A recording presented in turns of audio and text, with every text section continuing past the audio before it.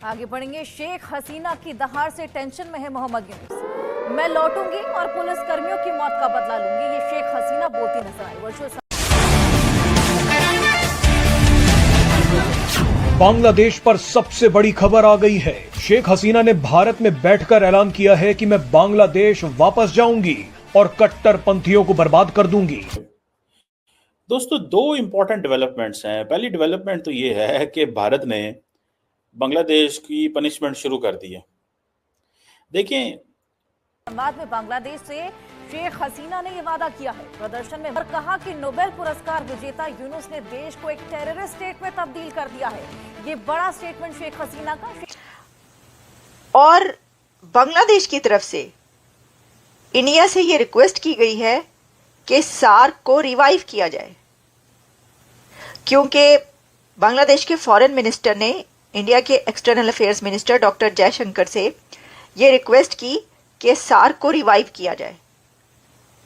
सिर्फ यही नहीं, अगर आप ये सुनकर हैरान हो रही हैं तो अभी आपकी हैरानी और भी बढ़ जाएगी, क्योंकि आगे से जवाब ना में दिया गया। डॉक्टर जयशंकर ने कैटेगोरिकली रिजेक्ट कर दी उनकी ये रिक्वेस्ट और उनको ये कहा कि ऐसा कुछ नहीं होने जा रहा। ढाका में बड़े ओहदों पर तब्दीलियों का सिलसिला। इस्लाम जमहूरियत का नाम निहाद दावेदार भारत बांग्लादेश में फौजी हुकूमत का ख्वाहिशमंद फौजी क़यादत से राबता करके हुकूमत बनाने और भरपूर मदद की पेशकश करने लगा। भारत इसीलिए मैं अभी तक जिंदा हूँ, यानी भारत को जिस चीज का इंतजार था वो होने लगी है। आपको याद होगा कि कुछ दिन पहले डोनाल्ड ट्रंप से जब बांग्लादेश पर सवाल किया गया था तो ट्रंप ने कहा था कि मैं बांग्लादेश को पीएम मोदी पर छोड़ता हूं। कई लोगों को समझ नहीं आया कि ट्रंप ने बांग्लादेश पर पूछे गए सवाल को मोदी के हवाले किया है या पूरे बांग्लादेश को, मगर अब तस्वीर थोड़ी थोड़ी साफ होने लगी है। हमने आपको पहले ही दिन से बताया था कि शेख हसीना भारत के लिए एक बहुत बड़ा एसेट है। भारत के लिए शेख हसीना बांग्लादेश की मोहम्मद यूनुस सरकार के खिलाफ सबसे बड़ा हथियार है और अब इस हथियार को एक्टिवेट कर दिया गया है। शेख हसीना ने भारत में बैठकर कहा है कि मैं बांग्लादेश वापस जाऊंगी और बदला लूंगी। शेख हसीना ने कहा है कि मोहम्मद यूनुस सरकार आतंकवादियों की सरकार है और मैं इन सभी को उखाड़ फेंकूंगी।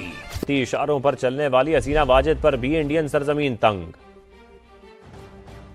शेख मुजीब की बेटी हसीना वाजिद भारतीय कठपुतली 10 साल से मोदी सरकार की बी टीम बनी रही। सर, सिर्फ ये बताइएगा कि भारत को तो खुटक रहा है पाकिस्तान के करीब आना बांग्लादेश का, अभी बांग्लादेश के हालात क्या बता रहे हैं आपको? बांग्लादेश को इंडिया के हवाले कर दिया गया है। बांग्लादेश अब इंडिया के हवाले। बांग्लादेश का इशू अब बंद हो गया। जो एक प्रॉब्लम क्रिएट हुआ था इंडिया के लिए, तो अब भारत उसको सॉल्व कर लेगा। लेकिन नजर नहीं आ रहा। नजर यही आ रहा है कि वो अभी हसीना पे ही फोकस करना चाहते हैं। तो जारी बात है, उस हवाले से जो वो जिसे कहते हैं ना, एक लार्जर जो वो जिसे ऑन द अगर देखा जाए तो हसीना का मुकदमा तो भारत लड़ रहा है। भारत कह रहा है कि भाई साहब, हाँ जी, हमें बताएं आप कैसे जो है वो हसीना को उसके साथ ज्यादती करेंगे। वो आपने डिमांड्स, आपने वो भेजे, नोट वर्बैल भेजे, सब कुछ भेजे, उन्होंने इग्नोर कर दिया। और क्यों ना इग्नोर करें? अगर आज हसीना को वो छोड़ देते हैं और वो दे देते हैं इंडिया को, उस बांग्लादेश को, तो आपका क्या ख्याल है, क्या होगा? पॉइंट ये है जो कि हमारे लिए एक बहुत बड़ी बुक है। पाकिस्तान आजकल बड़ा खुश है कि हमारे बांग्लादेश से ताल्लुकात अच्छे हैं, लेकिन मैं तो हमेशा कॉशियस अप्रोच का हामी हूँ। Cautious approach means let's wait for an elected government to settle things. But yes, if the new setup there is giving us the space, Pakistan shall take the space. But on this thing, ये जो हसीना वाली game है, इसमें अगर आप violence की तरफ जाते हैं, उसके घर जलाते हैं, तो इससे जारी बात है आपको कोई फायदा नहीं मिलेगा। ठीक है, सार्क को रिवाइव नहीं किया जा सकता। वो सार्क को रिवाइव नहीं करेंगे, यानी इंडिया सार्क को रिवाइव नहीं करेगा। हम ये समझें कि अब बांग्लादेश में कौन सी गवर्नमेंट बनेगी। क्या मोहम्मद यूनुस बांग्लादेश में रहेंगे या उनकी जगह कोई और आएगा? बांग्लादेश में जो हिंदुओं के साथ वहां पर हुआ है उसका कैसे बदला लिया जाएगा? भारत क्या उसका बदला लेगा अगर उसके हाथ में बांग्लादेश का मामला आता है? अच्छा, इसके अंदर आप ये भी देखें एक और चीज, लेकिन इसके अंदर एक और बहुत अहम बात यह है कि बांग्लादेश में जब ये सब हुआ तो उसके बाद पाकिस्तान और बांग्लादेश के ताल्लुकात बड़े अच्छे हो गए। भाई भाई, पिछड़ा भाई। कुंभ के मेले में जो भाई बिछड़ा था 12 साल पहले वो मिल गया। अगर वाकई ही जेन्युइन रिफॉर्म्स चाहते हैं, जेन्युइन रिफॉर्म्स तभी आएंगी, जेन्युइन रिफॉर्म्स तब ही आएंगी, ठीक है जी, जब आप मूव ऑन करेंगे। लेकिन अगर आप मूव ऑन नहीं करते, ठीक है जी, और आप वहीं पे खड़े रहते हैं, आप for example Hasina Wajed model पकड़ लेते हैं कि she creates an external enemy for internal unity. So if they give value to Hasina, ठीक है जी, सो मच कि वो अपना रास्ता बंद हो जाएगा और उसी की चीजों को जलाते गिराते रहेंगे। तो इसका मतलब ये है कि ये जो रेवोल्यूशन जिसको वो कहते हैं, ये इतना भी मजबूत नहीं हुआ। सो इस तरह की हालात पैदा करने जरूरी हैं। फिर जारी बात है, लोग कहेंगे जी ये तो मोहम्मद यूनुस करवा रहे हैं या उनके लोग करवा रहे हैं या इस तरह की चीजें। सो मुझे ऐसा लगता है कि ये जो कुछ हो रहा है या जिस तरह ये चीजें चल रही हैं, व्हाट आई रियलाइज इज कि इसका वो जैसे कहेंगे ना, एक एंड अच्छा नहीं है। बिकॉज देखिए, नमस्कार दोस्तों, बांग्लादेश में एक बहुत बड़ी भूचाल आ गई है क्योंकि शेख हसीना ने ऐसा ऐलान कर दिया है कि बांग्लादेश में हड़कंप मच गया है। दोस्तों, शेख हसीना का कहना है कि जो यूनुस सरकार है ये आतंकवादी है, इसे मैं उखाड़ फेंकूंगी और मैं सबका बदला लूंगी और मैं बांग्लादेश वापस जाऊंगी, ऐसा उन्होंने ऐलान कर दिया है।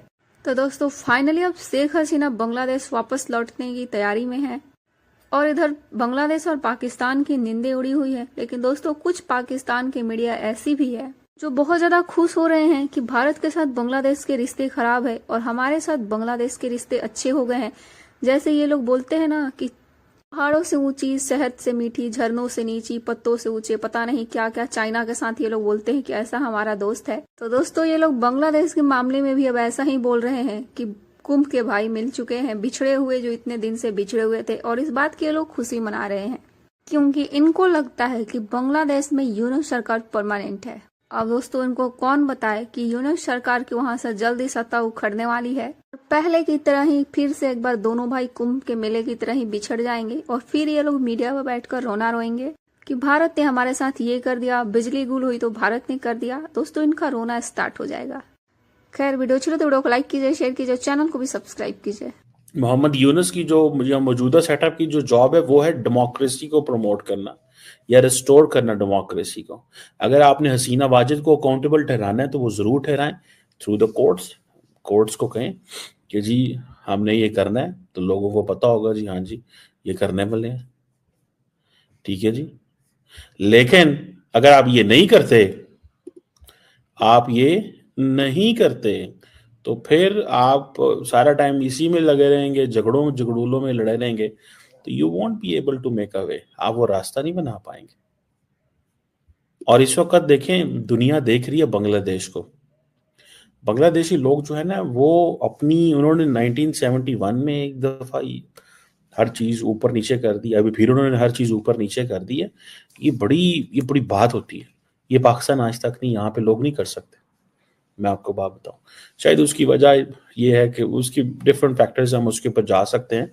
लेकिन अब अगर ये जो मौजूदा ऑपरेटर्स है वहां पे, अगर ये फॉरवर्ड लुकिंग अप्रोच अडॉप्ट नहीं करता, ये हालात को बेहतर नहीं करता और अपनी सियासत हसीना वाजिद के इर्द गिर्द घुमाते हैं, और वही करते हैं जो हसीना ने किया कि जी you create an enemy to stay in power.